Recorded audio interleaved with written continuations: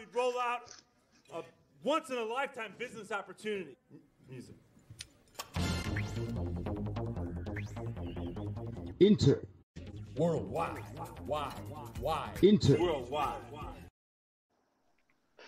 Ciao ragazzi, welcome along to the Inter Worldwide podcast. It's laid back, it's casual with two of the OGs, two of the people that have been with Inter Worldwide almost from day dot. It's Christian Rivas and Alessandro, also known as SF Zorro on Twitter. He'll keep you posted. Shout out to the boys. Welcome Alessandro to the podcast. And thank you so much for hosting this particular edition of the Inter Worldwide brand and channel ever so thoroughly and consistency over the last, you've probably been carrying it for like 9 out of the last 10 podcast episodes, man, and giving me a chance to really push the other content on the channel, which I really appreciate. Of course. Well, it's my pleasure. Thank you. And joining us straight after work, as always, it's his hotspot time, and I'm always good. I can always just catch him in time. Rocking my personal favorite Inter jersey of all time, Christian Rivas. How you doing? I'm doing fantastic. If it was casual, I felt like I'm overdressed right now because I got a nice Scudetto patch right here. Nice one, man. Love it. We're going to have a nice little chit-chat here, and I'll try and cover as much content that I didn't get to cover last night when I was live so that we're not repeating. But because I've got Alessandro here, I really wanted to hear his opinion on Conte leaving and Simone Inzaghi coming in. You've obviously had a lot of time to digest it. What were your initial thoughts, and what are your more recent thoughts as of right now? Well, my initial thought on Conte leaving, I wasn't completely surprised, of course. It was in the air. And so, I'm sorry he's leaving. I thought we had opportunity to build something for next year too. And now I'm not saying we have to start from scratch, but almost. And then the thing that was that worried me the most was like the complete sense of like no plan. Like he left, and for a couple of days it was like, all right, we don't know where to go. We don't know who to call. The only option seemed to be Allegri, but at the same time there was these rumors again with Real Madrid and Juventus, and then everybody was like, all right, if it's not Allegri, it's nobody. So and the option Inzaghi wasn't appealing at all to me, not for the tactical aspect, but for the persona mainly. And once finally was decided was Inzaghi, I had to go through a whole 10 steps, to figure it out. Like, all right, it's the coach, that's official, and I have to deal with that. And right now I'm in a situation where I can't hear myself. I don't know what's going on. Anyway, It's all better now. Yeah. So basically, I'm okay. I think technically we should be able to keep the 3-5-2 and adjust the movement and attack. Lautaro and Lukaku, they need to adjust because the striker with Inzaghi usually do a different job than under Conte, but the rest of the team, the build up of the games should be pretty similar. So I'm okay with that. I think that after all, it's a wise decision considering the other options for coaches that are around. But to be honest, I don't think he has the personality to be an in coach. We saw who won with us in the recent past: Conte and Mourinho, and nobody can go close to those two as a matter of fighting spirits. Inzaghi is nothing like that, Spalletti is nothing like that. They can bring you to a point, but that's it. So I hope we can fight like this year for the Scudetto, but realistically, I'm a little bit worried. I think That's what I think. I agree with I agree with what you're saying for the most part, but it's you have seen league titles won by managers before that weren't necessarily at that level, or at least you didn't think they were at that level. I remember Maurizio Sarri just really, really didn't know what he was doing at Juventus, but they coasted on sheer individual talent a lot of the time as well. I think this Inzaghi's going into the best looking team he's ever had. I think just based on sheer personnel, we should be able to fight for the title. But what you're saying might come to fruition in those real crunch games, not only in the big ones, but the ones where the points really matter the most, in a sense where Inter would usually choke at the opportunity to go further ahead. That might happen again. Whereas under Conte, we really grabbed every opportunity by the balls last season and there was no looking back. Christian, your thoughts now on Inzaghi coming in, man? What are you expecting straight away? So originally, I know we both discussed I'd prefer the Allegri to come in. I mean, Inzaghi to me was never a bad choice. He just wasn't the perfect choice. He's a good choice. He's not bad. I still think he could still win Scudetto with this team. Again, we talk about coaches that didn't have that pedigree to get there when they came to Inter. You didn't think they'd win anything. Look at Mancini when he came. He came again, same thing from Lazio. He had won a couple of, Coppa Italias and stuff, but he wasn't winning Scudettos like that. He comes to Inter, he starts winning. He's actually our most winningest coach in Inter history. So you got to look at it like that. You can't expect coaches to come from the Lazios, the Romas, and think that they're going to be Scudetto winning coaches off break. Like, they got to where they were for a reason. And Inzaghi was in the running for the Juve job 2 years ago before they picked Sadi. So again, I'm optimistic. I don't think it's a complete loss.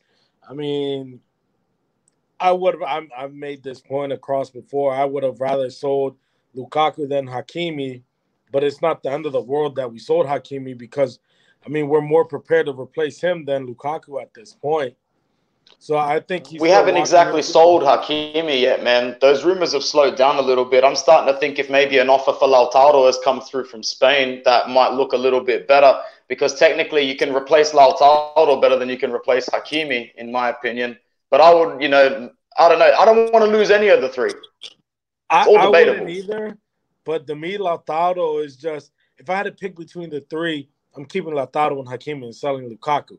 You got to remember, there's more of an upside with Lautaro and Hakimi. Like I said last time I was on the pod with Bruno and you, to me, Lautaro should be the last one to go for the simple fact that he's 23, I guess, and he still has a higher upside. If he has a bad season, his price isn't going to drop down drastically. It's still going to be there because he's still young and has a positive upside. But Lukaku has a bad season. He's about to be 29. His price drops down 30 million. So you're talking about 120 million or 100 million euro striker down to 70 million euros. And then from there, it keeps dropping and dropping and dropping. It's one of those things you kind of, you cash out while you can, but it's not a total loss What do you for reckon? keeping Lukaku. Yeah, I fair don't enough. know. Before Out I of go the into a three, few of our other players, yeah, Alessandro, go ahead. Really wanted to hear out of those three, who do you think's the most dispensable? I will pick Lautaro just because I think Lukaku gives you something that it's really hard to find in a striker right now. Hakimi is just another level. It can brings you. He brings you like 9, 10 points a season just for what he does. It's amazing. And Lautaro is young, but I'm you can find another striker with that characteristic around and without going crazy, without spending that much. So right now, if you sell Lautaro for the right price, probably you don't have to sell anybody else. At the same time, you can go on I don't know, Raspadori or another striker and build that player like they did with Lautaro, because Lautaro wasn't playing like that. But Raspadori is going to cost you about 40 million. You're not going to get Do you him really cheap. reckon that much? You really reckon that much? I reckon more closer to 25. Nah, it's going to be like 40 million. Yeah, Sassuolo's not going to let him go for cheap. And also, again, what's the thing you're saying that you can find in Lukaku that you can't find nowhere else? I'm curious to see that, just for the terms of a debate, why you think he's the safer bet to keep, a player that probably, for the way he plays, will probably give you another 2 to 3 good years instead of Lautaro that can possibly give you another 5 to 7 years. And if he continues to get better and you do have to sell him, you're probably looking at a higher market value, because we bought him at 20 million. So you're looking at if you're going to sell him, it's going to be at 120 to 130 million if you keep building him up. Lukaku right now, we bought him for about 80 million. If you sell him for 100, 120 million, at least you got back an extra 20 to 40, but you're not going to make as much off of like you do with Lautaro. I'd be very concerned about Lukaku's presence in the dressing room and on that team leaving, to be honest. He does look like a big figure of blue. That would be the only argument I would agree with. But in terms of attributes, like, the game's evolving.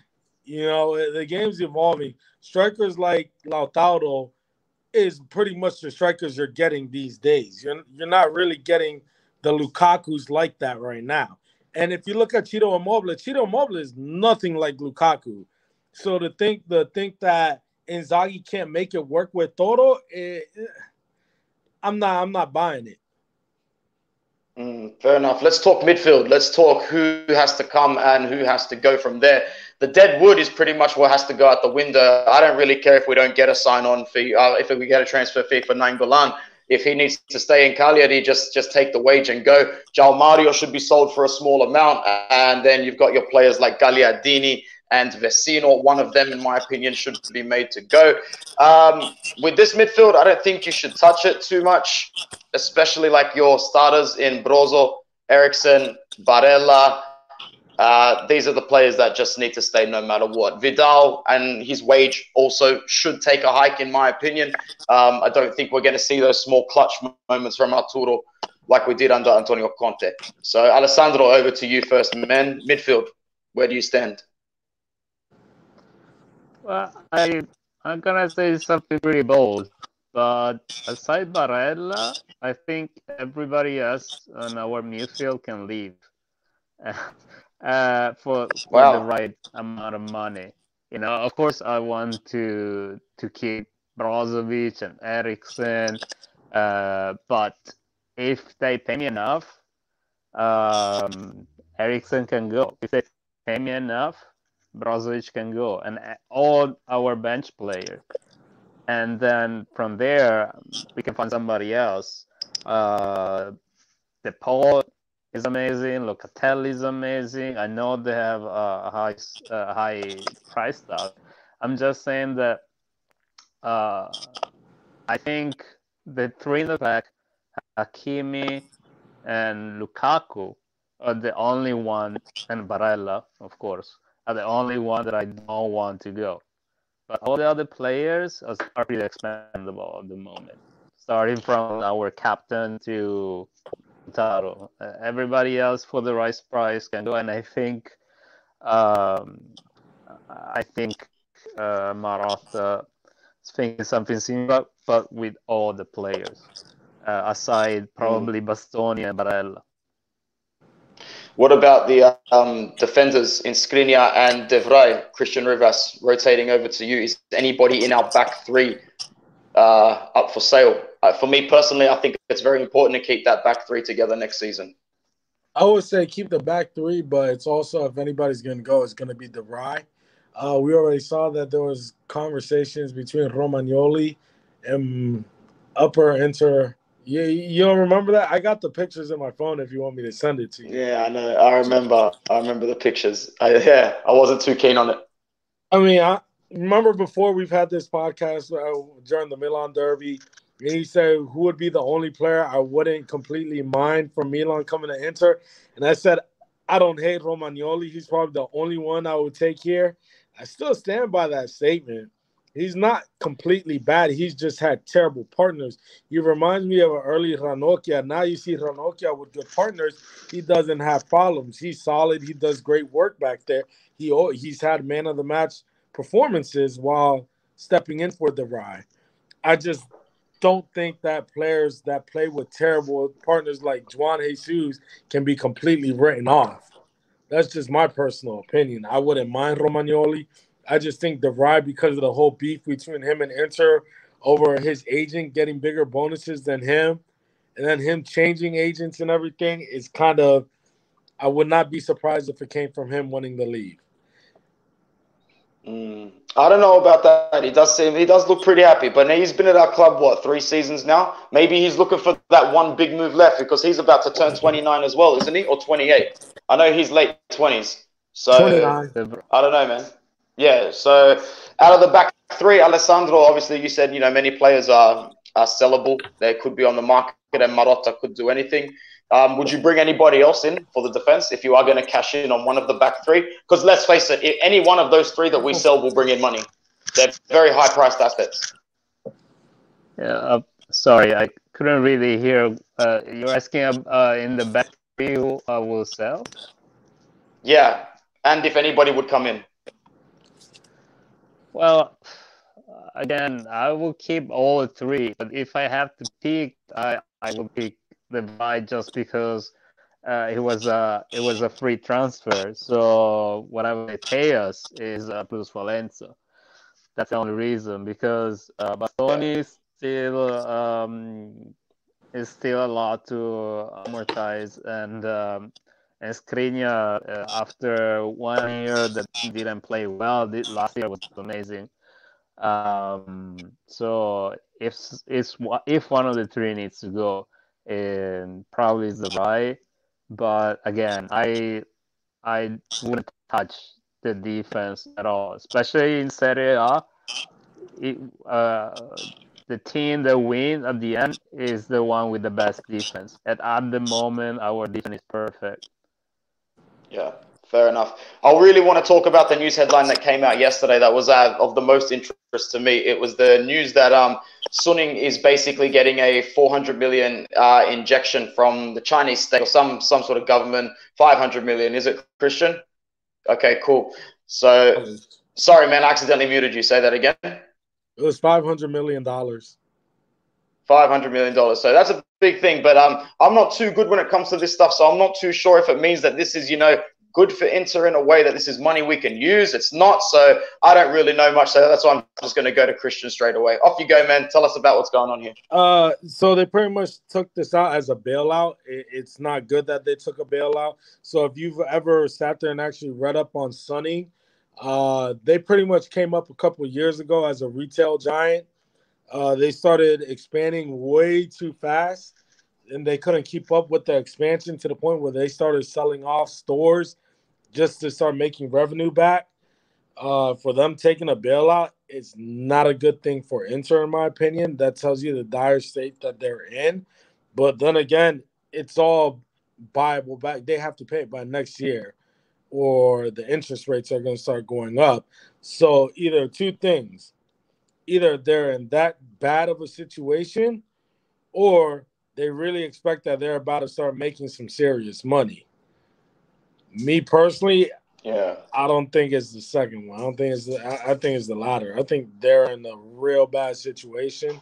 One thing about Sunning that people really need to pay attention to is that Zhang's, they're split into different companies. So Steven owns his own little companies, while Daddy owns a bunch of other companies, and they're pretty much like different entities that are working together but not really owned together.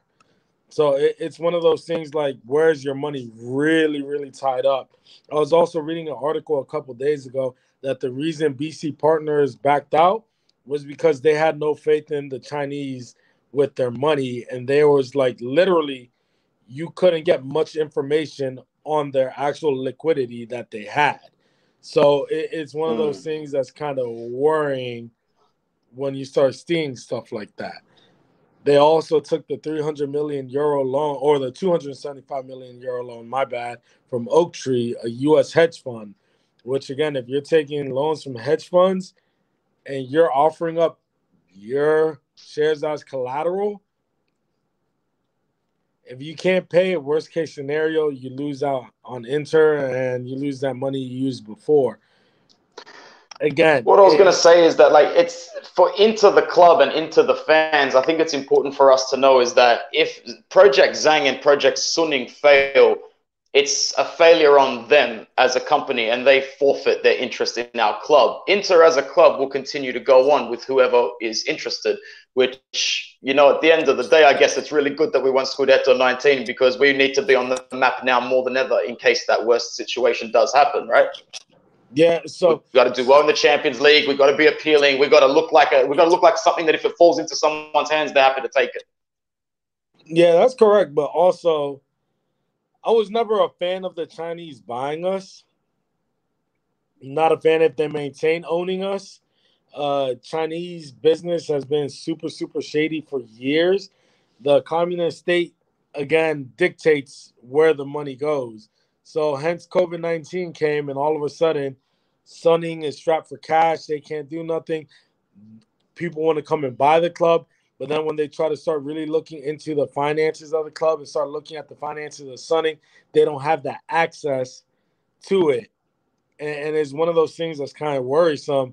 And unless we get lucky with a big oil mogul coming in and buying it, like Abramovich or a PSG owner, because you don't want one like that owned Malaga, where he pretty much ran that club bankrupt and refused to invest anything just because they didn't qualify for the Champions League.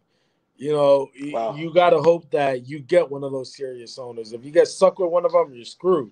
I mean, right now we're kind of in a situation where I don't even call it a win-lose situation. We're kind of flip a coin and hope for the best situation, because it could be really, really bad, or it can come out, okay, we made it to the other side.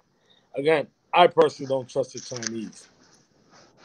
I Fair don't know. enough, man. Let's go over to I don't Alessandro want for your to. shorts.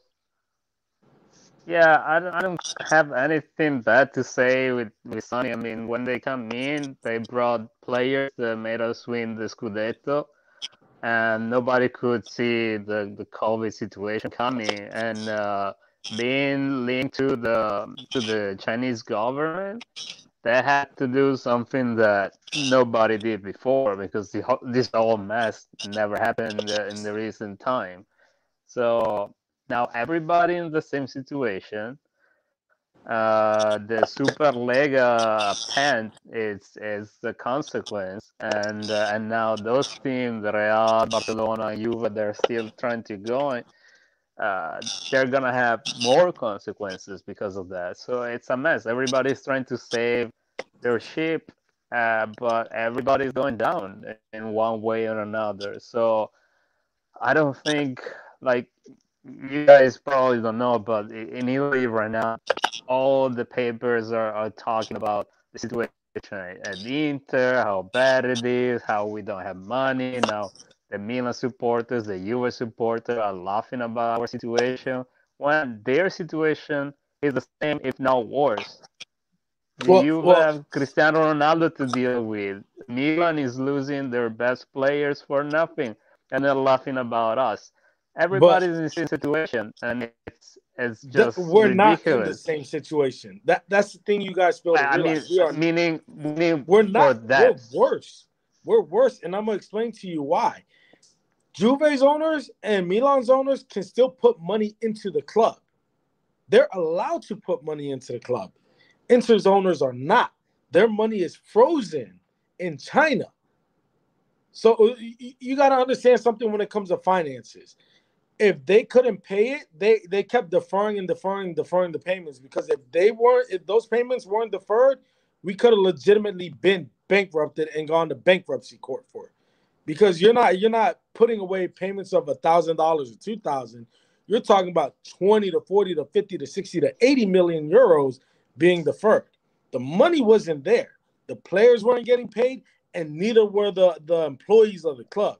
Because I know some Have we employees. caught up on our wages? have we caught up on our wages in time at the moment? I think we just made the last deadline, didn't we? Yeah. And that's because we got to the capital from Oak Tree. So you got to understand, Agnelli can still divert funds into Juve, and it's okay. Milan's owners can still divert money. Elliott can still put money into Milan and make sure they're okay. Sonny can't do that. And that's so what if Sonny knows? What if Suning knows something that's going to happen in China within the next few months that's going to open up the floodgates for them again? Maybe they know something we don't, and that's why we're all hoping that it can restart. If that was the case, that it would have never took that bailout. If that's the case, you don't take that bailout. I come from the airline industry, so when it comes to bailouts, I can tell you when someone asks for a bailout, it's completely far from anything good, anything remotely positive. Because when you talk bailouts, you're talking about we're on the fringes of probably completely collapsing if we don't get this money. And if we collapse and we go into bankruptcy, you're auctioning off all the assets for pennies. You're not getting anything. You're losing everything out there. So it's not good that they're necessarily taking a bailout.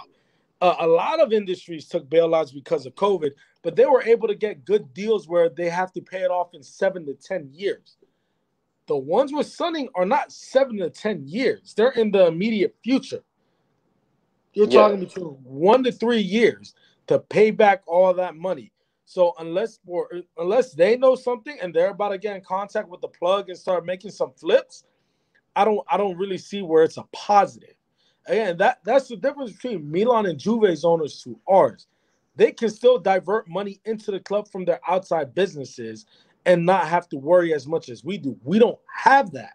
We don't have it where Sonny can just inject money into us because the Chinese government won't let them move the money out of the country. That's why they had to take that bailout to sit there and sustain some of their companies that are outside of China, and that does not include Inter because we're not going to get any money from that. I don't see it coming because we're second. We're not even second. We're probably like 10th on their to-do list. Go on, Alessandro. I mean, the situation in general is improving, and that should bring people back to the stadium. Hopefully, business are going back to normal. Hopefully, also the Chinese government is going back to normal. And on top of that, we still don't have a sponsor, and that should bring some money too, hopefully. So I hope so. I don't know. But I know what you're saying about Donnarumma, and those rumors have died down a little bit. And I was kind of hoping that Christian Rivas' prophecy from 2 years ago was going to come true, and they were going to announce out of nowhere that Donnarumma has signed a 5-year deal with Inter. It's looking more and more likely that it could be Paris, albeit it still could be Juventus as well. Christian Donnarumma, dog snake move by him towards Milan, or he's just looking out for his own? So the funny thing is, Zlatan said it best. He could have been Mr. Milan. He could have been like Maldini if he would have stayed and he didn't pull what he pulled. I think Raiola's plan backfired and shot him in the foot. Wasn't there rumors saying that PSG was going to sign him and then loan him out to Inter for the next 2 years as part of the deal for Hakimi on a free? Wow. I had heard I didn't hear that. That sounds crazy. There's levels to that rumor. Far out. And the thing is, me personally, I think Gigi's a fantastic keeper. I would hate to see him go to Juve, but I also don't think Juve's looking at him because they have Szczesny, and they're going to have to offload Szczesny before they even bring somebody back because Szczesny's not going to sit there and take that. He's been there the last few years, and he's not going to take that. And I think that Gigi put himself in a real, real bad spot because he wanted to go to Barcelona. Hey, Barcelona got a fantastic goalkeeper in Ter Stegen. Yeah. Your Alessandro, Yeah. What about you, Alessandro? What did you think of the Donnarumma move? You know, something that we've seen coming for the last couple of years. I mean, I remember teaching a class, I think it was 3 or 4 years ago, and my uncle sent me the clip. He's like, dude, look at this. And it was just the scene of all the Milan fans throwing the cash at him when he was goalkeeping. It was bizarre. That's how you knew the relationship was coming to an end. But what's your final decision, bro? Did he really go about it the dirty way? Well, the Donnarumma situation is weird because just 2 months ago there was this all these rumors with big teams involved, and now just 2 days ago there was like Roma is trying to get Donnarumma. I mean, come on, this is ridiculous. We're talking about one of the best goalkeepers around for this age. And it just sucks we don't have the money to do that move because we need a goalkeeper, and that will be perfect. He's already there. Yeah. Doesn't need to move. He's already there. Yeah. But we can't. And I don't think he's going to Juve.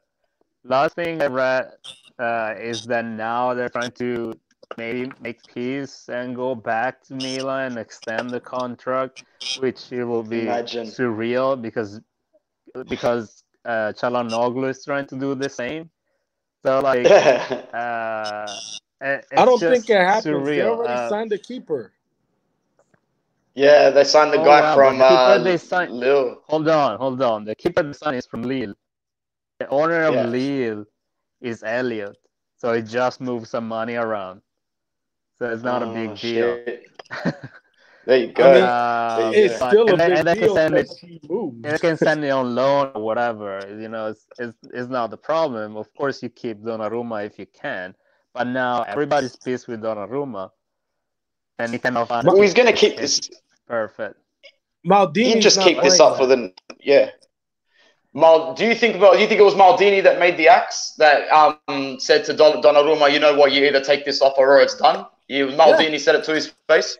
Oh, I'm sure he did, and I'm glad he did. You know, at some point, the club's got to stick up for themselves. Like, yo, you're not going to hold us hostage. At the end of the day, Milan's still Milan, whether we want to admit it or not. They're still a top club. And they're not going to sit there and be held hostage by Raiola or by Gigi. So it is what it is. Like, dude, you thought that this path was going to get you to what you wanted. Raiola said Barcelona, but Barcelona's sitting there like, hold up. We still got Ter Stegen, and he doesn't want to go anywhere, and we don't want him to go anywhere. You look at PSG, they still got Navas. Navas don't want to go anywhere. Navas is a top keeper. And he'll be vocal about it as well. When he got the boot from Real Madrid, he came out straight away and said, this is bullshit. I reckon I'm almost the best on the planet for the last couple of years. Yeah, and he is. And you look at Madrid, who they got in there. Come on, bro. They all got top keepers. There is one option. Say that again? There is one option in Premier League, and that's Chelsea, because they want a goalkeeper. They want a goalkeeper. Chelsea want a goalkeeper. They've got Kepa Arrizabalaga and that's... Oh, fucking hell. So they want to send Kepa away. Chelsea don't want a keeper. Yeah. No, they don't want to keep him, eh? They just won the Champions League. They're not going to go after a keeper. But like Kepa, I reckon Alessandro's true. They got to get rid of Kepa, man. Yeah. How much did they buy Kepa for again? Wasn't it something ridiculous? Yeah, they were, because they paid like 80 million for him. They won't even make half of that back. That was stupid. They're not selling Kepa. They're sticking with him. You don't think? The only team in the Premier League that I could even see making a run at him, probably Man United, because De Gea is not getting any younger. That might be the only one, and even then, that's he's gonna run out of contract too. Yeah, he's gonna run out of contract too. Last thing I wanted to talk about was the absolute bodge job that the Intermedia House did in announcing Simone Inzaghi. I remember when Antonio Conte signed, there was a whole basically theatrical premiere of Zhang scoping him out from the top of Inter HQ and him driving a car in. It was like an absolute movie. And the contrast to that has been absolutely ridiculous. You know, it was just basically an image with a transparent Simone Inzaghi and welcome Mr. in some pretty poor font. But you know, what was even funnier was, you know, some of the different memes and some of the different versions that were coming out by some of the Inter fan graphics. But I just wanted to ask Christian's opinion. What was your thoughts on the announcement procedure for Simone Inzaghi? We had an announcement procedure. It's something else, hey. Look at him. I'm Simone. So, Alessandro, what were your thoughts, man? Explain the whole lemon thing. Explain it. Yeah. Explain it for us, Alessandro. So, lemon in Italian is limone, which is very similar to Simone. And I'm not sure why, but back in the day, they started calling him Limone Inzaghi. There's this rumor that after a game against Milan, his voice was weird, and so they start calling him Limone for that reason. I'm not sure, but everybody's calling him Limone Inzaghi, and so you know, all this picture with lemons. And then the other funny thing, I don't know if you guys saw it, there is a picture of Brozovic on top of a tree. Yeah, I saw that. That guy is part saying, like, is he looking for lemon? That's crazy. Did you see it, Christian, bro? Brozovic is just climbing trees now, man. He's just climbing trees, taking photos, bro. He's crazy. I love his energy. I think he could have a really good season under Inzaghi as well, man. We'll have to see what happens, bro. We'll have to see. That's where I'm pretty much going to wrap up this edition of the podcast, unless any of my fantastic guests have anything they want to add. Alessandro, thank you for coming back on Inter Worldwide. Any last words? No, if not, this is like a long thing about the tactical of Simone Inzaghi, but I don't think we have time about that. We're going to talk a lot more about the tactical setup and stuff as the Mercato draws to a close and we know what personnel is going to be in, because as of right now, it's pretty impossible to talk that. Christian, any last words before we link up soon on Inter Worldwide, brother? Yeah, I have a lot of words. I like this hat. It's a nice hat. I suggest you guys get it. It's pretty dope. Also, if you're going to the Orlando game, good luck and let me know how it is, because Florida and that summer heat, I remember when Inter came to D.C. and they were complaining about the humidity. Good luck in Orlando. Let me know how that goes, because I go a lot and I avoid the summer months, because one, you're not going to have fun in the parks because it's going to be a bunch of people there, and you're going to have all those afternoon, midday storms, and it's humid. And I'm from the D.C. area where it's humid, but their humid is even worse than Central American humid, because I'm Salvadorian and Guatemalan, and I've been back home. And that humidity in Florida is far worse. So let me know how it goes for them. I'll pray for them. All right. So if anyone was wondering if Christian was attending the Inter match in Orlando, the answer is no.